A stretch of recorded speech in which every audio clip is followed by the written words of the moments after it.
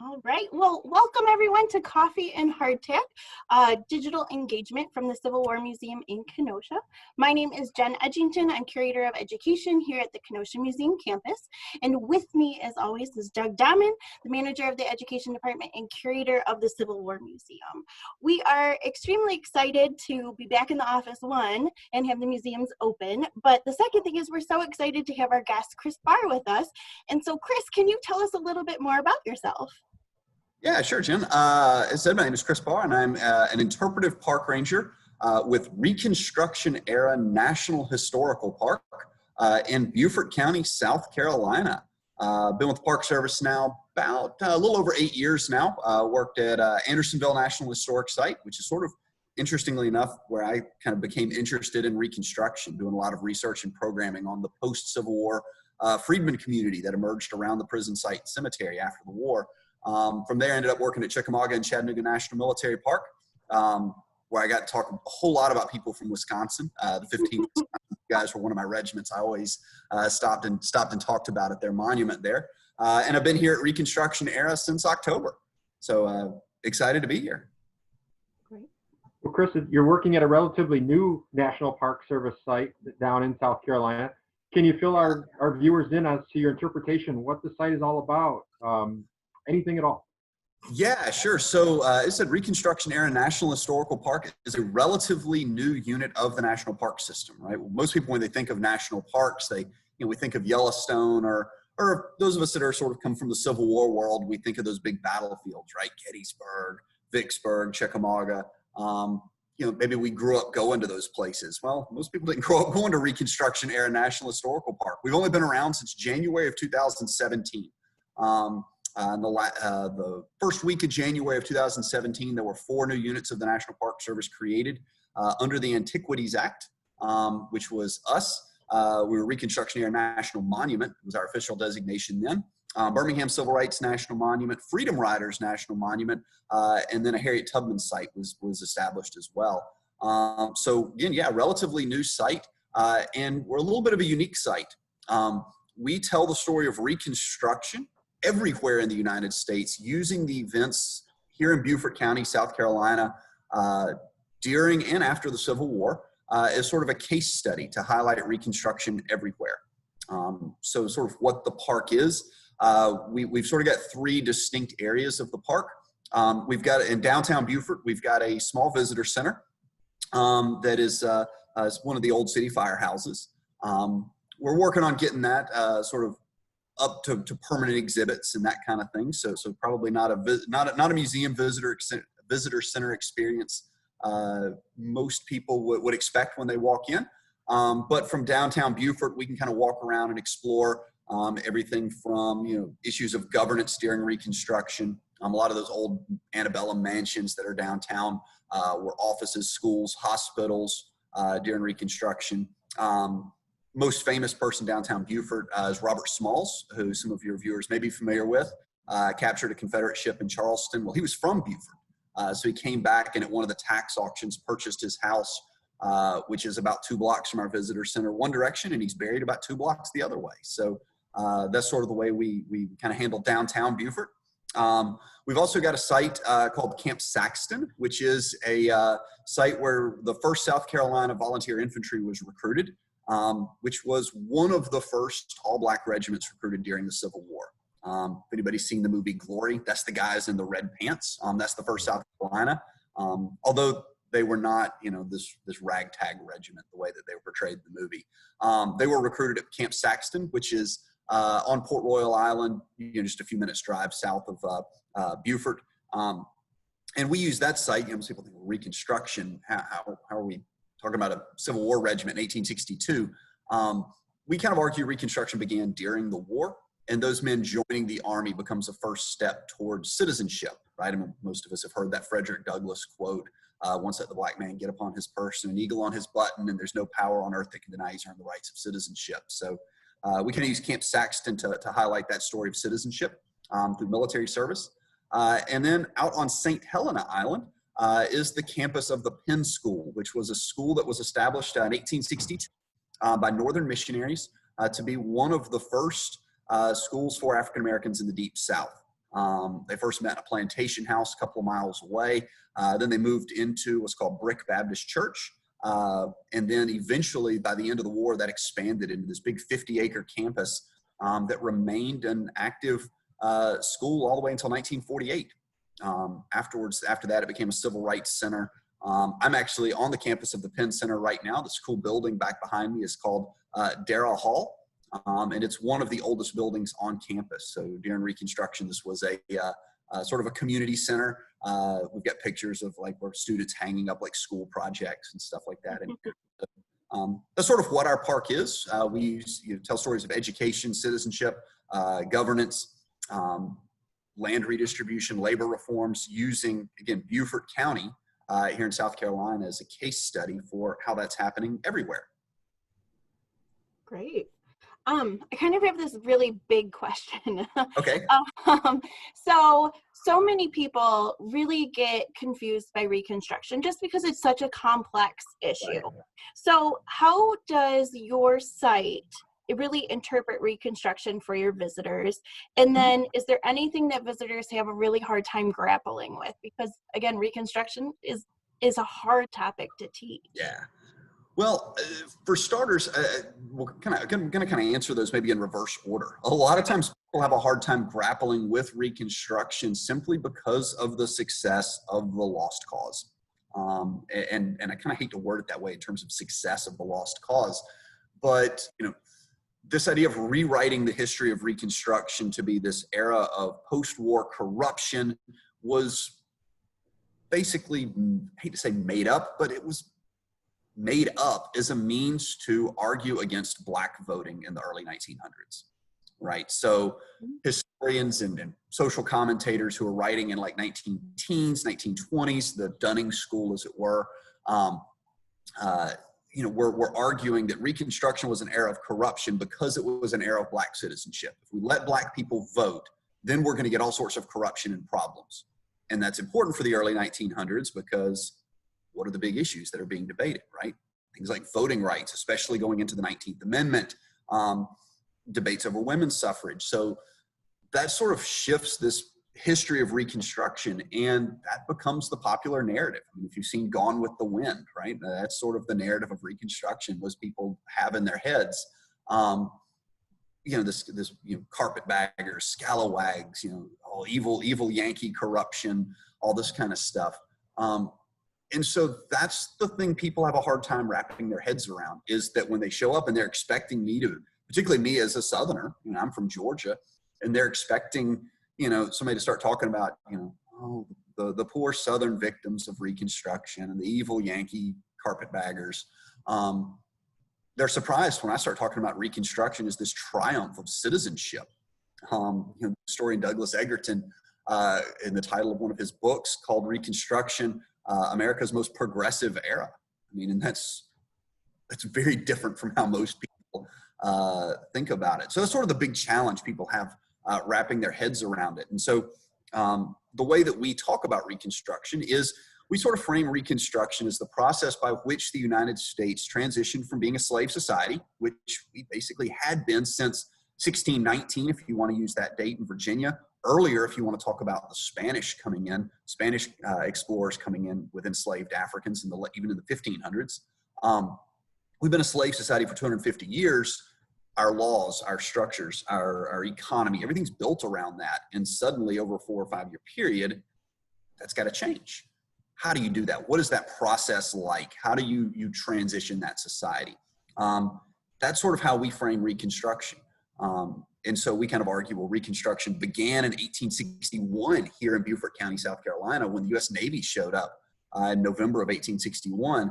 And it lasts, at least here, all the way till around 1900 or so. So those time frames get a little confusing for people as well sometimes. Because, again, most people in your high school history classes, it's a post-war story, but Reconstruction begins in a lot of places during the war. Cool. Thank you. Using Beaufort County as your kind of laboratory for Reconstruction, how do you apply that maybe to the North? Are there lessons that you teach about Reconstruction in the North using Beaufort? You don't really hear, most people I don't think consider Reconstruction occurring in the northern states. Right. How do you make that application in your interpretation of the site? Yeah, one of the things that I say a lot is that Reconstruction is not just limited to the former Confederacy. It's not just limited to those former slave states. Reconstruction is a story that can be told in literally every community and every zip code in the United States. Because again, this process of how do you transition from being a slave society to one that's not, I mean, that's getting into issues of politics and governance. I mean, the state of Alaska is a Reconstruction story. I mean, right? Seward's Folly and all, right? 1867.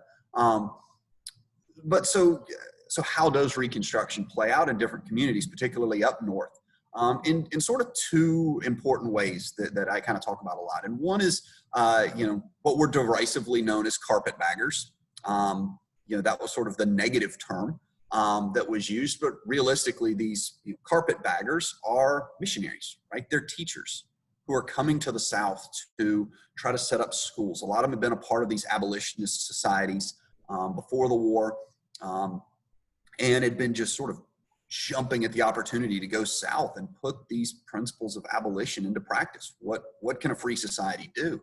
And so they're coming south to build schools, to help establish churches. That's an important dynamic of Reconstruction. So a lot of the people that are coming south to sort of be a part of our Southern Reconstruction story are people from up north, often.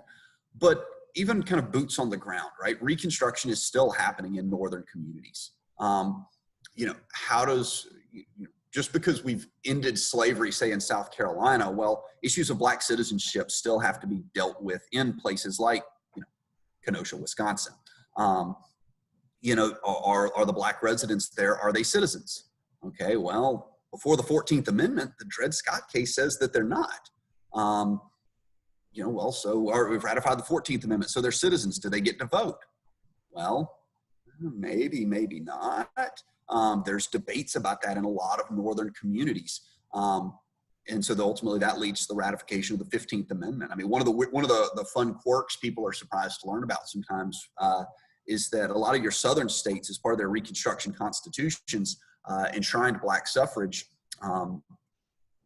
So for example, here in South Carolina, the Constitution of 1868 granted Black men the right to vote, but in places like up north, Black men don't often get the right to vote till 1870, 71 with the ratification of the 15th Amendment. So there certainly are Reconstruction stories in the north. There's Reconstruction stories in the west, and this is something a lot of people don't necessarily think about. When you pass a 14th Amendment that says everybody born in the jurisdiction of the United States is now a citizen of the United States, well, as the United States military is pushing out into the Dakotas, for example, are suddenly the Lakota U.S. citizens. These are Reconstruction questions that people were having to ask back then. And so again, yeah, there's Reconstruction stories literally everywhere.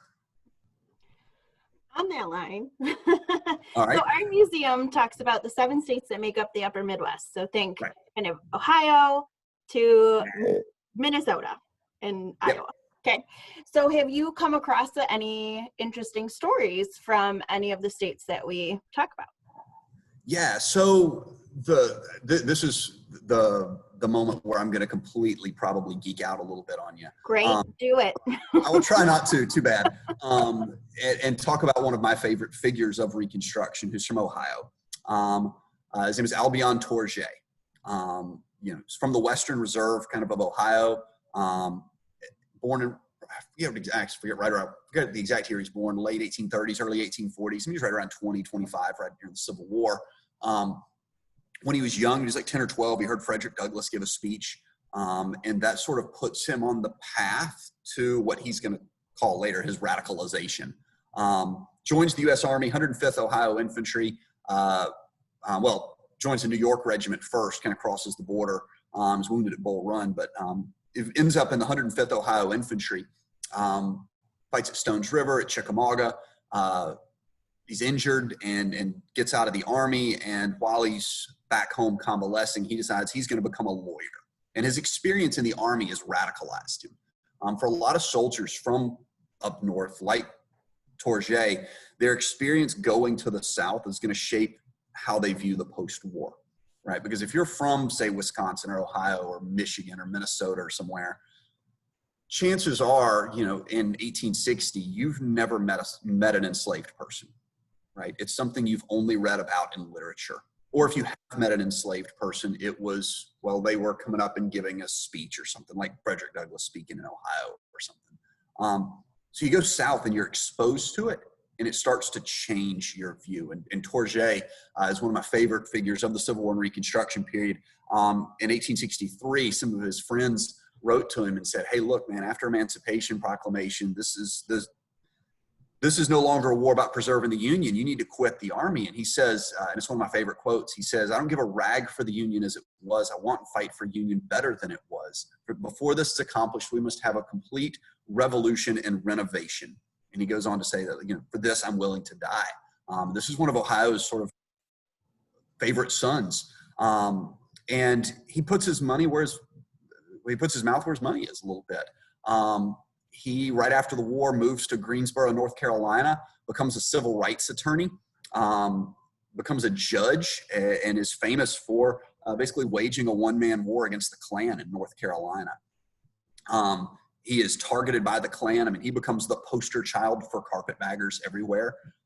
He actually makes an appearance in D.W. Griffith's Birth of a Nation as one of the arch villains. But he's in North Carolina, basically promoting a version of civil rights that for a lot of activists today would even say, wow, that's pretty radical. That got him on the attention of, that drew the attention of a lot of African-American activists throughout the country. And he actually ends up being asked to be the lead attorney in the Plessy versus Ferguson case. And so he goes before the Supreme Court, and the crux of his argument is he says that racial discrimination is unconstitutional because race doesn't exist. I mean, well, wait, that's your argument? Okay. I mean, he's basically arguing, his argument is that if we end up in a situation where, if we're going to have racial segregation, then you're now putting the ticket taker on the train is now in a position of having to look at somebody and going, oh, are they white? Are they black? And there's some modern relevancy to that debate a little bit, quite a lot.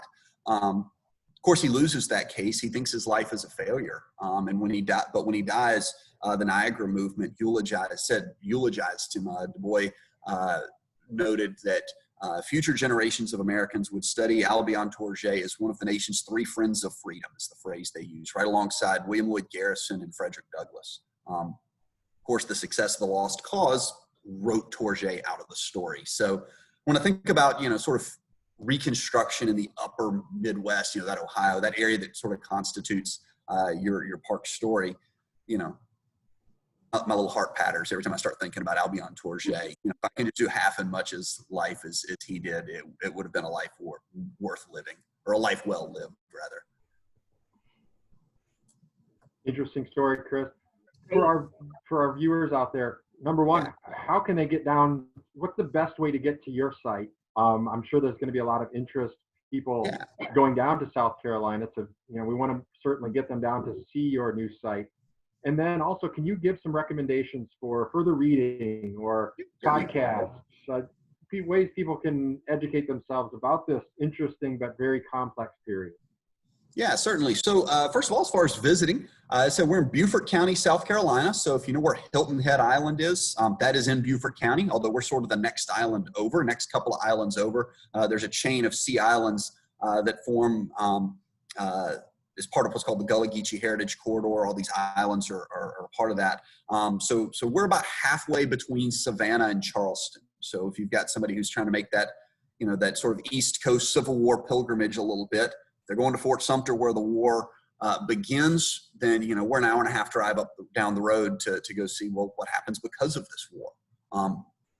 And Fort Pulaski is just another hour and a half or so down the road, a little farther south. So again, Visitor Center at downtown Beaufort, about 15 minutes away is the campus of the Penn Center. We're working on access to Camp Saxton right now. A lot of that facility it's federally owned and managed, but a lot of it is on the campus of an active military installation, active naval hospital. So, public access there is a little wonky, but we're working on that.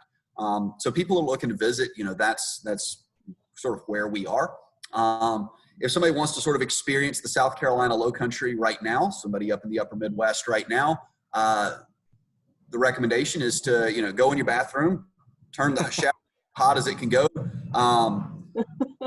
door, let the bathroom steam up, and then try to get dressed without drying off. And you have experienced South Carolina coastal humidity. So that's sort of my bad joke of the day. I don't know if you guys can hear me okay. There is a series of military installations here in Beaufort County. Paris Island is here, which is one of the major Marine Corps training facilities. There's a Marine Corps air station, and so I just got buzzed by a couple of F-18. So I don't know if y'all could hear that roar of jets on the camera. Yeah, I heard it. Hopefully that wasn't too distracting. That's just a way of life. But to answer the other part of your question, as far as literature goes, the Park Service, right before this park was established, commissioned a theme study on Reconstruction. And we've got a link to that on our website. It's a PDF document that you can read if somebody's just looking for just sort of a quick crash course on Reconstruction. That's a good starting place. As far as the literature goes, the place most historians would tell you to start is with Eric Foner. Eric Foner's Reconstruction, An Unfinished Revolution. There's the big version. It's like 700 or 800 pages. And then he published an abridged version, which is, maybe a little more user-friendly for the general public sometimes. But Eric Foner is certainly one of the starting points. If you're looking for a little bit more of a deep dive in, W.B. Du Bois' Black Reconstruction is worth reading. And Dr. Foner would probably tell you the same thing, is that, you put that one on your radar as well. But one of the cool things about the literature on Reconstruction right now is that a lot of Civil War historians are starting to turn their attention to it. And so there's a lot of cool new topics that are coming out, or cool new books that are coming out that are maybe on specific elements of Reconstruction. So for example, Professor Jim Downs has got a book called Sick from Freedom that's on the basically the disease outbreaks and, to use a word, the pandemic that breaks out amongst the freedmen community right after the Civil War. So that one's certainly one that's probably a little relevant these days. Tavolia Glimpse got a number of books out. There's just a ton of new stuff that's coming out on a wide variety of topics. Everything from Hillary Green's got a book out called Educational Reconstruction that I just finished reading. So again, just lots and lots and lots of stuff. But those big overviews, Foner, Du Bois, Douglas Egerton's got a book. It's called The Wars of Reconstruction. Henry Louis Gates has got Dr. Henry Louis Gates, who many people would know from his TV show. He not only did a documentary on Reconstruction, but he's got a couple of books out. One is called Stony the Road, the sort of an overview of Reconstruction and the rise of Jim Crow. But he's also got another book out that's called Dark Sky Rising. That's a history of Reconstruction, but it's written on like a 5th grade level. So it's written for like 5th and 6th graders. My son is a rising 6th grader, and that was his homework this summer was I made him read it. He liked it.